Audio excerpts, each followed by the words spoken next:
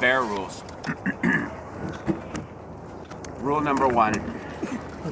All food and toiletries, bath items, soap, toothpaste, things like this should go in the bear box after you're done. When we're eating or when preparing food and when we're here, no problem. But at night, you shouldn't keep any food or toothpaste or something smelling, soap, in your room. You can use it and then put in there. So Make sure that closes. and make sure it closes.